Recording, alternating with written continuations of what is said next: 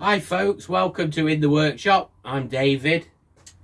Sorry I haven't been in the workshop for the last few weeks, but I've been outside doing my car, trying to get that sorted because I had some problems. But I managed to get it sorted now, so I thought it's time to get back in here.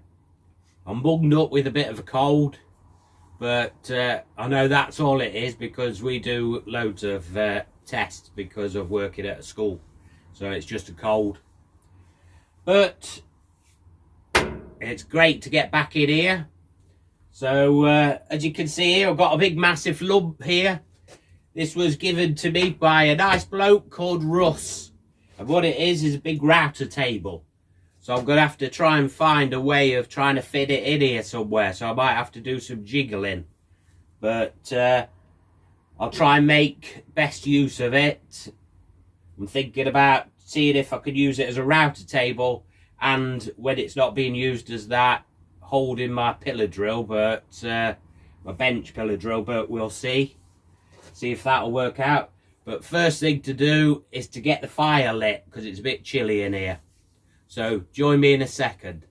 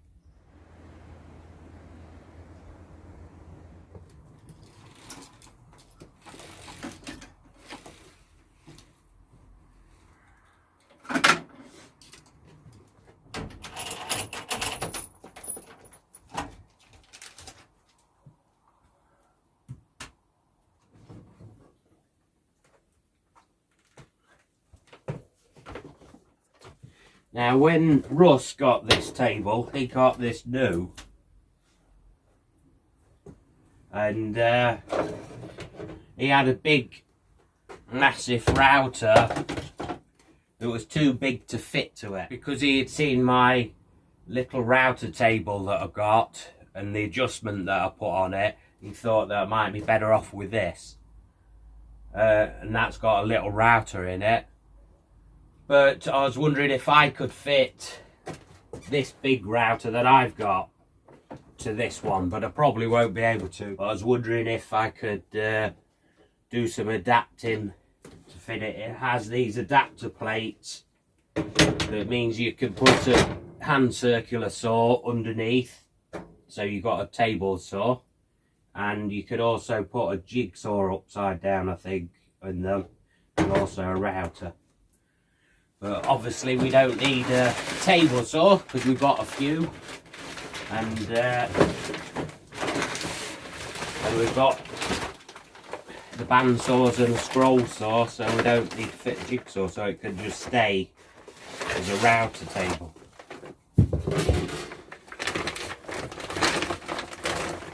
Okay, so I've been looking at this.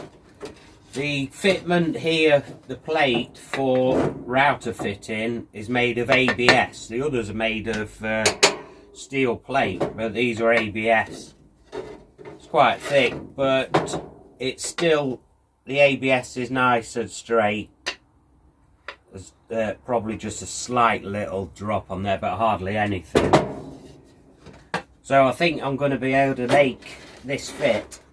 The height of that fits inside under there before it hits that shelf, and leaves about 70mm, so it means that I could probably make an adjustment on it again like the other one. So I think I'm going to be able to do it. There's only one insert, that size insert with that size hole, so if I'm routed with a little cutter, there'll be a massive hole in there. So I might be able to 3D print some more inserts. I haven't tried these electrics yet, actually. I think I'll try them.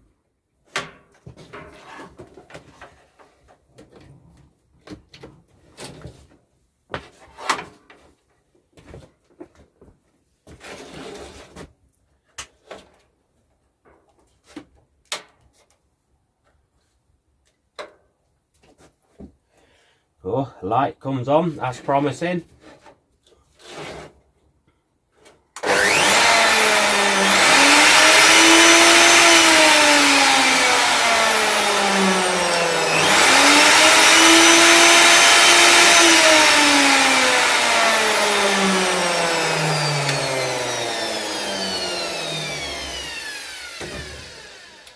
Great stuff.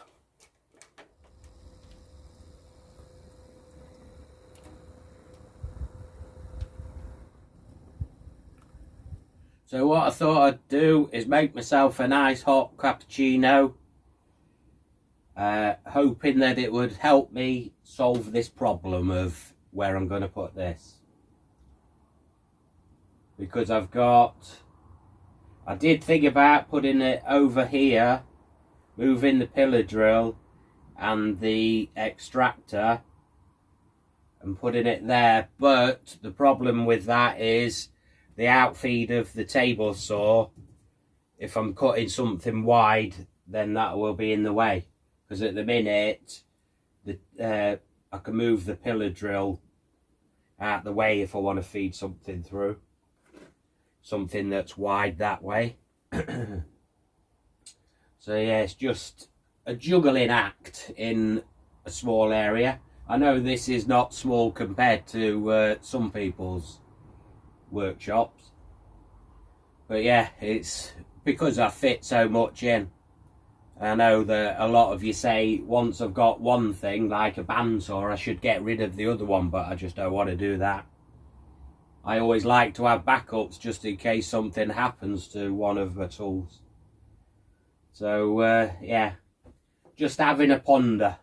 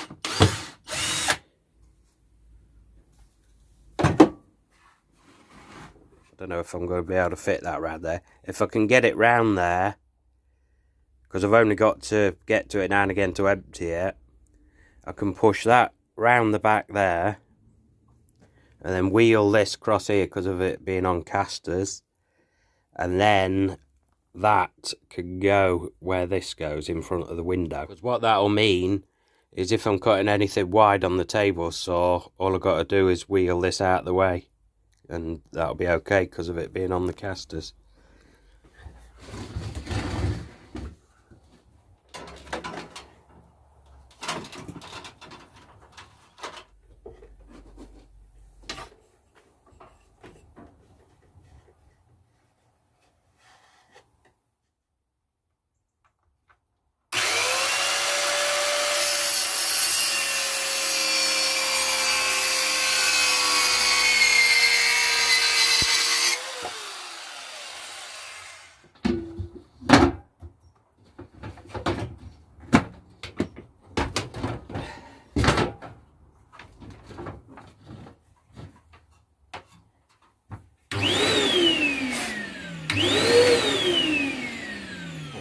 okay, hopefully.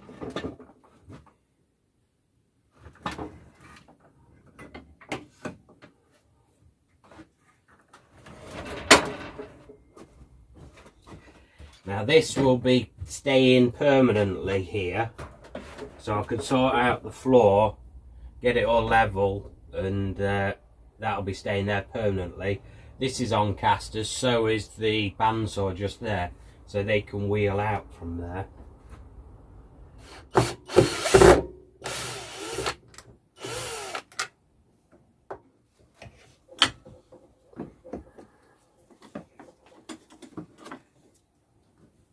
Take it off here. This is a sort of a lighting boom thing. Used to put my camera on the end of it a lot filming, and it can move around the workshop. It's like telescopic, so you could move it around, but I don't use it that much anymore.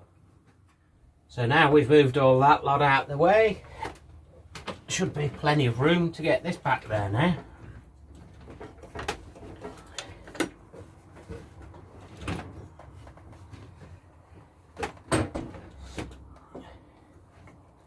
Good.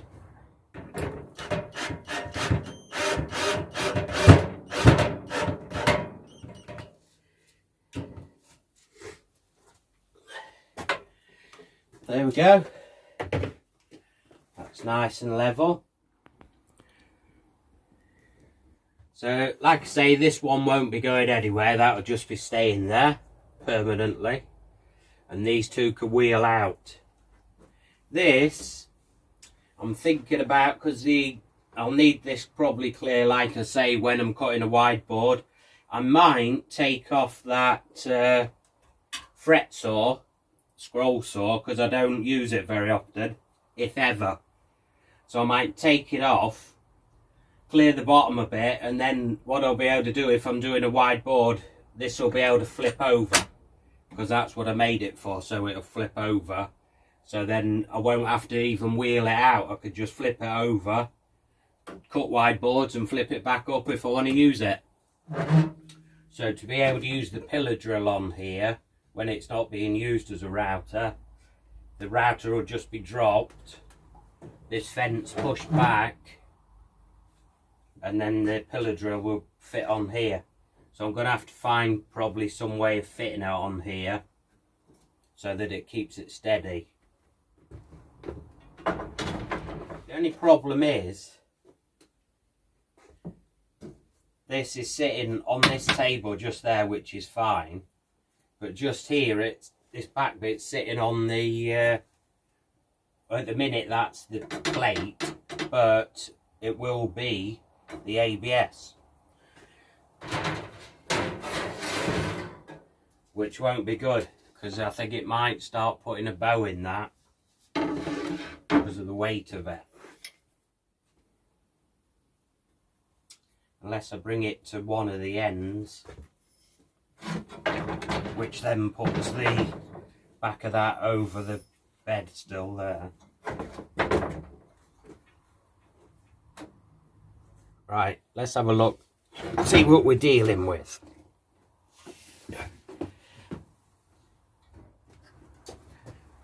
Let's take this plate off, because I'm wondering how far this is supported across as well.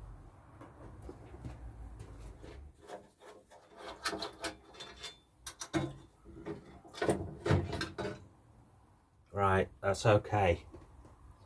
If I'm to fit that on there, because what I'm going to do is figure out a way to bolt this down.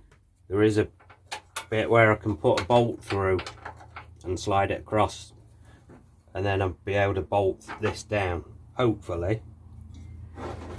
Put the bolt up through there and bolt that so it'll hold it on this corner, and then that should be okay, because it won't be putting any weight on the ABS where it's not supported, because this is supported most of the way round, and there's just a slight bit of the corner going across here, but that's right where one of the supports that you adjust for the ABS. so it won't be able to move. It'll be nice and solid. Thank you very much, Russ, for having all the tools with it as well, keeping them with it. So that was easy, so I didn't have to go looking for anything for it. So we've got the Allen key there to adjust these, to adjust the levels, and we've got spanner for the locking nut underneath. So you'd set the level on these and then do up the locking nut.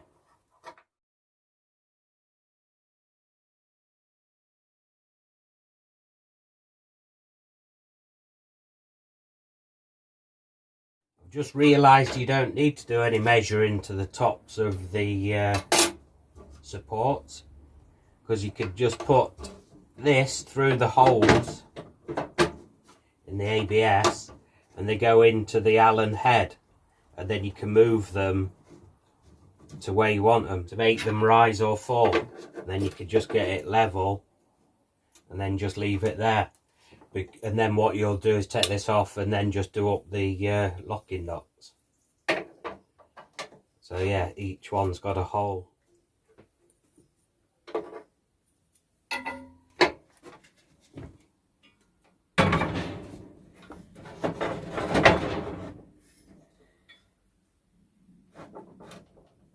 Going in that corner, that's being supported all the way round, so I've got no problem. Got these coach bolts,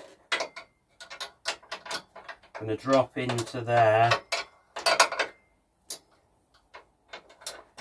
Oh, that's right, one's in that slot, the other one's over this side. But what I'm going to do, I'm going to see now if I've got a piece of metal that I could drill to put across here and bolt down to hold all this steady.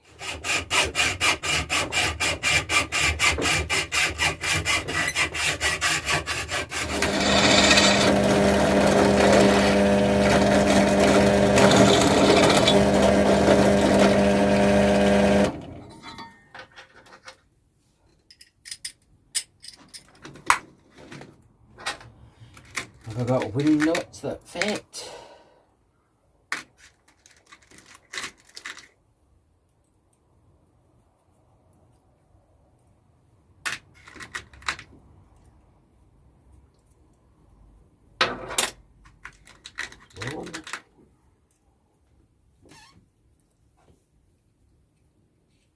There's two.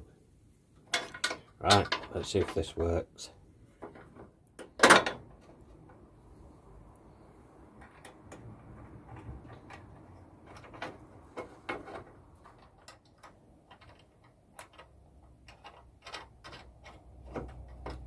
So that's nice and solid on there now. That'd be great.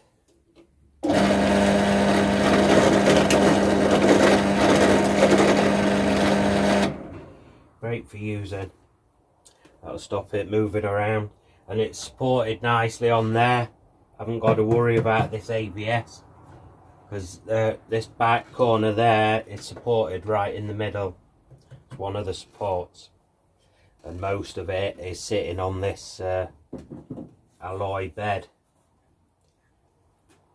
and that's good. So all I've got to do when it's time to take this off to use the router, once I've got the router bed set up, I could just loosen these off, budge it all to this side, and then lift them out like that. And then this can come off, so it's nice and easy to take off.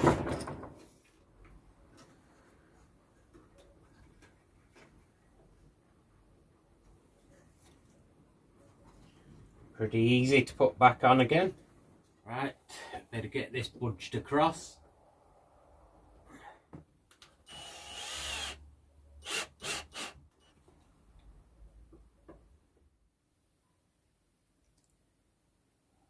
So I think this is going to work well just here. I can take this off quick if I need to. It's nice and steady and solid when I want to use it. And we've just got to get that router and everything mounted into here. This cleaned up and all the router cutters and everything here on hand. But like I said, I'll do that another time. In here, I've just got to get sorted and get tidied up now. So I know I haven't been doing a lot in this video really, but it's good to get back out again. I've been itching to get back out here again, and like I said, it was just because I had loads of other things that I had to do. Once I get all sorted out again, I've got a few little projects I want to get on the go and have them all going at the same time. But anyway, thank you very much for watching. If you like the video, if you could give it a thumbs up, that'd be great. And if you haven't already subscribed, please consider subscribing. It'd be great to have you follow along. Until next time, take care.